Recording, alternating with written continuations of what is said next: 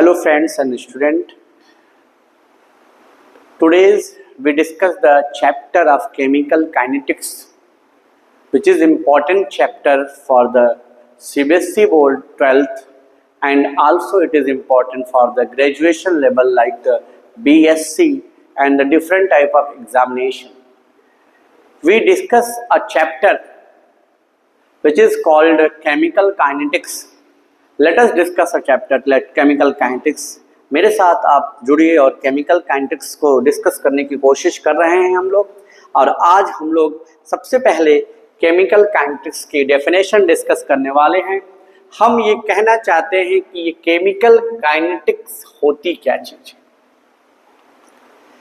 बहुत सारी रिएक्शंस होते हैं, बहुत सारे रिएक्शंस होते हैं और कुछ रिएक्शन बड़े फास्ट होते हैं, कुछ रिएक्शंस बड़े स्लो होते हैं, टाइम लगता है रिएक्शंस में। अब कुछ रिएक्शन बहुत तेजी से होते हैं, फटाक से हो जाते हैं, कुछ धीरे धीरे धीरे धीरे धीरे होते हैं। अब इनकी रेट कौन डिटरमाइन करे, कौन डिटरमाइन करे इनकी रेट? कैसे पता चलेगा कि क्या है इनकी स्पीड?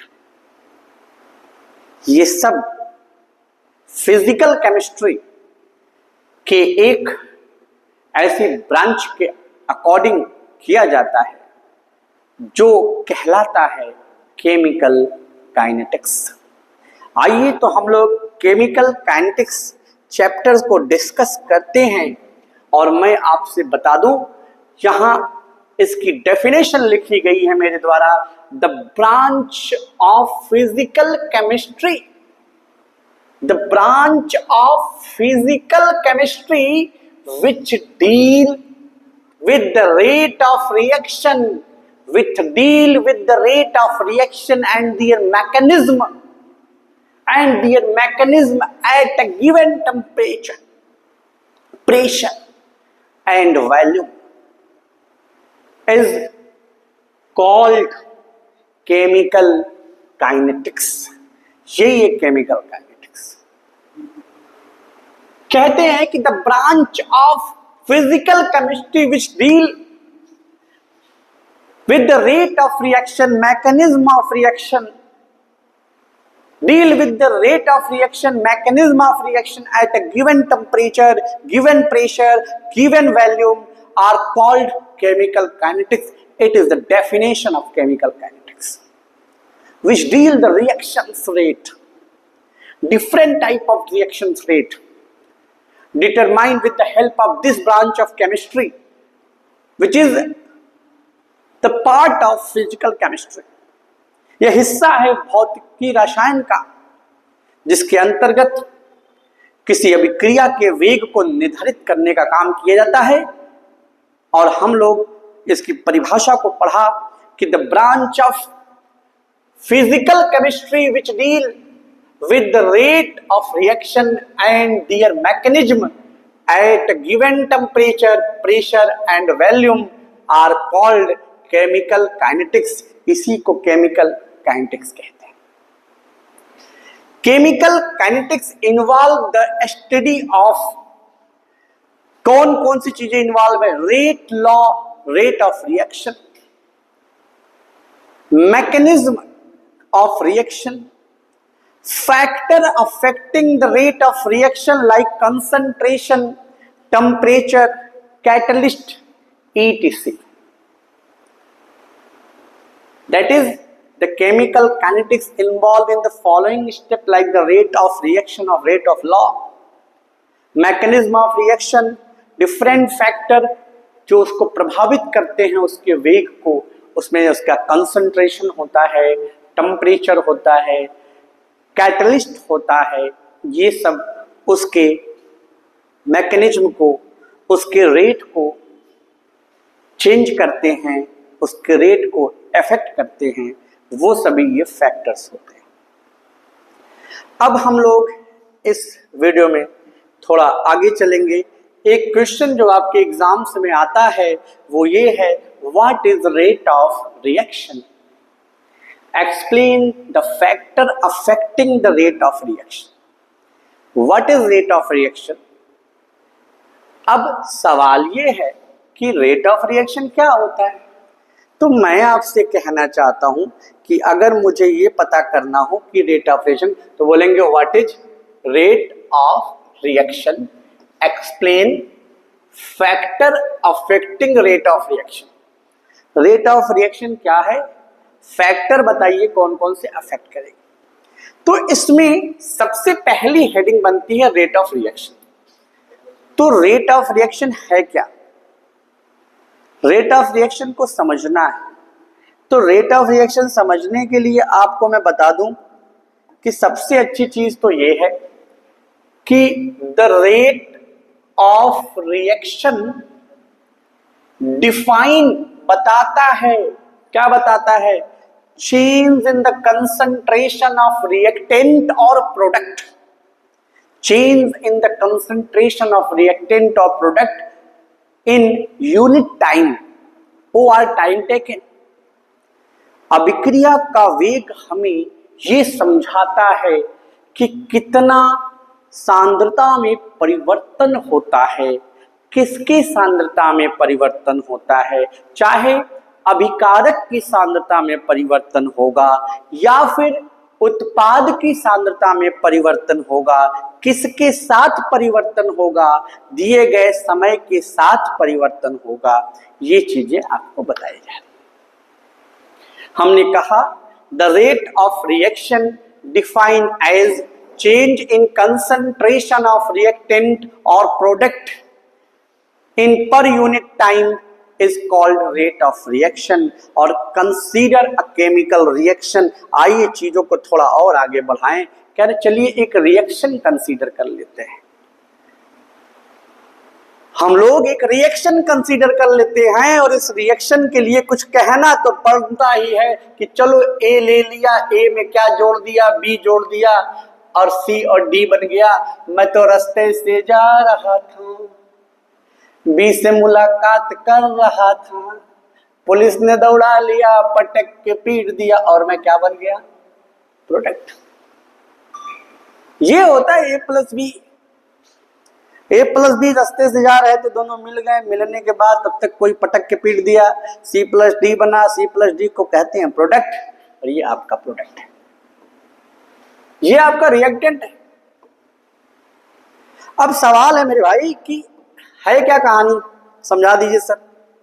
यार कहते हैं रेट ऑफ रिएक्शन क्या होता है ना, चेंज इन कंसंट्रेशन होता है। ये प्रोडक्ट की बात तो छोड़ दो, अभी छोड़ दो इसको, हटाओ इसको, गलत है। रेट ऑफ रिएक्शन का मतलब होता है चेंज इन कंसंट्रेशन, सांद्रता में परिवर्तन, किसके साथ, गिवन टाइम के साथ, टाइम टेकन के साथ। दैट इज, आप ये कह सकते हो कि rate of reaction is completely depend upon the change in concentration, change in concentration by the time, unit time. ये यूनिट टाइम के साथ कितना चेंज होता है उसको डिस्कस करने का काम करते हैं। तो अगर आप लोग थोड़ा सा और मेरे साथ जुड़े तो मैं आपको बताऊं कि यहां पे मैंने लिखा है कि rate of reaction is equal to, हमेशा एक चीज बढ़ती है, product. Rate of reaction is equal to, हमेशा बढ़ता क्या है, कंसंट्रेशन ऑफ प्रोडक्ट बढ़ता है और समय के साथ साथ। दूसरे शब्दों में मैं कहूं तो decrease in concentration of reactant, reactant का कंसंट्रेशन घटता है, किसके साथ घटता है, टाइम के साथ घटता है। और अगर मैं आपको आगे ले चलूं तो मैं आपसे ये कहूंगा कि हमेशा जब जब रिएक्शन होता है तो जो रिएक्शन की रेट होती है वो डिपेंड करती है कंसंट्रेशन पे, और कंसंट्रेशन का भी अपना फैक्टर होता है। रिएक्टेंट का कंसंट्रेशन घटता है समय के साथ, प्रोडक्ट का कंसंट्रेशन हमेशा बढ़ता है। अब अगर हम लोग ये रिएक्शन कंसीडर करें और इस रिएक्शन में बड़ी अच्छी बातें कही गई है, इसने कहा दिया कि dissociation of PCl5 to PCl3 and Cl2 are consider. तो PCl5 है क्या, रिएक्टेंट है, टूटता है PCl3 और Cl2 बनाता है, ये क्या है, इसका प्रोडक्ट है। अब रेट ऑफ रिएक्शन निकालना है तो आपको तो पता ही, हमेशा बढ़ता कौन है, प्रोडक्ट, हमेशा घटता कौन है, रिएक्टेंट। तो मैंने उस फार्मूले को रिएक्टेंट और प्रोडक्ट के कॉन्सेप्ट में ले आए। हमने बोला रेट ऑफ रिएक्शन बराबर होता है increase in concentration of PCl3 and Cl2 upon क्या हो जाएगा, टाइम टेकन। ठीक है, तो रेट ऑफ रिएक्शन बराबर क्या होता है, increase in concentration of PCl3 and Cl2 upon time taken. और दूसरी तरफ अगर मैं बात कहता या दूसरे शब्दों में इसी को मैं कहूं तो rate of reaction is equal to decrease in the concentration of reactant with the time. सामने लिखा होगा, तो आइए ये चीजें हम लोग डिस्कस कर लें। लिखा है rate of reaction is equal to change in concentration of reactant और प्रोडक्ट अपॉन टाइम टेकन, इस तरह भी लिख सकते हैं। या रेट ऑफ रिएक्शन, जो कि PCl5 एक रिएक्टेंट था, तो रिएक्टेंट का कंसंट्रेशन घटता है समय के साथ। तो चूंकि इस वीडियो में कंसंट्रेशन ऊपर रखा गया है, rate is equal to concentration, upon में टाइम रखा गया है, तो कंसंट्रेशन की यूनिट होती है मोल और टाइम की या मोल प्रति लीटर होती है, मोल पर लीटर, और टाइम की यूनिट यहां सेकंड दी गई है। तो जो नया यूनिट बन के आएगा mole litre inverse second inverse आती है, जो कि यहां पे रेट की यूनिट है। अब सवाल है कि एक्सप्रेस करिए how the expression of rate occur, कैसे रेट ऑफ रिएक्शन को एक्सप्रेस करोगे आप। तो मैं रेट ऑफ रिएक्शन को आपके साथ एक्सप्रेस करने वाला हूं, लेकिन एक काम जरूर करिएगा, वीडियो तो देख ही रहे हैं आप, Azamgarh chemistry classes doctor Rahul sir को सब्सक्राइब करिएगा, ज़्यादा से ज़्यादा वीडियो को सर्कुलेट कराइएगा, ताकि हम और हमारे सहयोगी जो आपके लिए ये वीडियो उपलब्ध कराते हैं उनका मनोबल बढ़ता रहे। और हम लोग बड़ी कोशिश कर रहे हैं कि बेहतर कर सके। लाइटिंग की प्रॉब्लम थी, उसको ठीक किया हम लोगों ने, चीज़ों को बेहतर करते चले जा रहे हैं। वीडियो क्वालिटीज़ की बात आती थी कि सर थोड़ा क्वालिटी को बढ़ा दीजिए, हम लोग उस पर भी काम कर रहे हैं। हम लोग साउंड पे काम किए, क्वालिटी पे काम कर रहे हैं। बस आपका ये काम है कि अधिक से अधिक अमाउंट में इसको व्यूज़ आना और लाइक कमेंट आना, चीज़ों को बताइए, हमें समझाइए, कहिए अपनी बात की क्या आपको नहीं समझ में आया, उसको हम लोग आपको अगले वीडियो में जरूर उपलब्ध कराएंगे। आगे चलते हैं इसमें कि हम लोग एक रिएक्शन ले लेते हैं, उसको एक्सप्रेस करने की कोशिश करते हैं। तो कहता है कंसीडर अ केमिकल रिएक्शन, और एक केमिकल रिएक्शन कंसीडर करते हैं जिसमें ए है, बी है, सी है और डी है। ए प्लस बी है कौन, रिएक्टेंट है। सी प्लस डी है कौन, आप भी बोलिए, सी प्लस डी है कौन, प्रोडक्ट है। अब रेट ऑफ रिएक्शन निकालना है तो dx अपॉन dt, तो dx अपॉन dt से करते क्या है, रिप्रेजेंट करते हैं यार, रिप्रेजेंट करते हैं, प्रदर्शित करते हैं। अब कोई पूछे कि dx है क्या, what is the dx, x is the change, x is the change, what is the dt, dt is equal to time.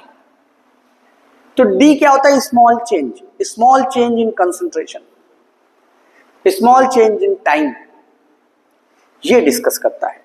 तो कहते हैं सर इसी रिएक्शन को सर ना आप एक्सप्रेस कर दो, क्या कर दो सर, एक्सप्रेस कर दो, समझा दो सर हम लोगों को। देखो भैया, हम लोग लिख सकते हैं dx upon dt is equal to minus d बड़े ब्रैकेट में a upon dt is equal to minus d बड़े ब्रैकेट में b upon dt is equal to plus d बड़े ब्रैकेट में c upon dt is equal to plus d बड़े bracket में d upon dt। ये कर सकते हैं। आपके साथ सवाल है सर ये माइनस साइन क्यों लगा दिया आपने, कंसंट्रेशन चेंज हो रहा है, समझ में आ रहा है, माइनस साइन क्यों लगा दी। बेटा माइनस साइन इसलिए लगाएं क्योंकि ये डिक्रीज हो रहा है, ये रिएक्टेंट का पार्ट है, और रिएक्टेंट का पार्ट हमेशा क्या होता है, डिक्रीज होता है, इसलिए इसके सामने क्या लगा हुआ है, माइनस लगा हुआ है। प्रोडक्ट का कंसंट्रेशन क्या होता है, हमेशा जो प्रोडक्ट होता है उसका कंसंट्रेशन हमेशा बढ़ता है।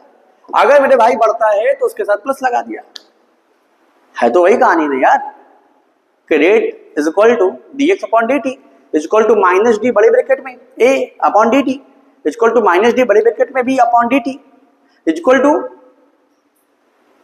बड़े ब्रैकेट में डी, बड़े ब्रैकेट में c upon d t equal to d upon d, या डी और डी बड़े ब्रैकेट में अपॉन डी टी। तो ये आपको मैंने बताया how we express the rate of reaction for any chemical reaction, यहां डिस्कस किया गया। अब हम लोग आपको कुछ चीजें बताने वाले हैं, जैसे कि अभी आपने जब आप डिस्कस कर रहे थे तो आपके जहन में भी बहुत सारे सवाल आए थे कि सर मुझे ये बताएं कि ये चीजें हैं क्या सर। हमने कहा कि the active amount of substance which participate in chemical reaction are called active mass. किसी रिएक्टेंट का वो हिस्सा जो रिएक्शन में भाग लेता है उसको बेटा हम लोग एक्टिव मास कहते हैं। मेरे पॉकेट में अगर 100 रुपया हो तो 100 में से 10 रुपए की चाय पीऊं तो मेरा एक्टिव अमाउंट 10 रुपीज होगा, 10 रुपीज होगा। वैसे है नहीं मेरे पास अभी फिलहाल, जब कभी होगा तो मैं सिक्का दिखाऊंगा आपको 10 का। बहरहाल तो एक्टिव अमाउंट वो होती है जो खर्च किया जाता है। पैसा रख लो, ये बहुत बड़ी बात नहीं है, जो खर्च करोगे वो एक्टिव अमाउंट है। तो एक्टिव अमाउंट डिपेंड करते कितना स्पेंड करते हो आप। ओके, तो कह रहा है कि सर इसमें कि the active amount of the substance which is participate in chemical reaction are called active mass. It is denoted by square bracket. इसको प्रदर्शित करते ऐसा वाला ब्रैकेट लगाए थे ना, ऊपर लगाए थे ना बार बार, वो उसके एक्टिव मास को बताता है। ये चीजें समझ में आई? तो ये चीजें अब आपको समझ में आ गई।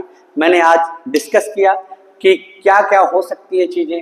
मैंने आपको केमिकल काइनेटिक्स इंट्रोड्यूस किया, मैंने उसके थ्योरीज बताई, चीजें बताई।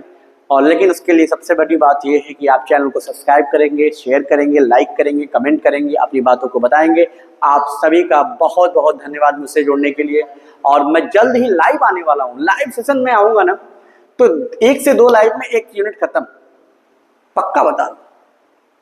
लेकिन जोड़ना पड़ेगा मेरे साथ, आप कसमोकस करनी पड़ेगी। बेहतर से बेहतर की तलाश करो, मिल जाए नदी तो समुंदर की तलाश करो। टूट जाते हैं शीशे पत्थर की चोट से, टूट जाए पत्थर ऐसे शीशे की तलाश करो, ऐसे शीशे की तलाश करो। धन्यवाद आप सभी का, जुड़ रहिए मुझसे आजमगढ़ केमिस्ट्री क्लासेस पे। धन्यवाद।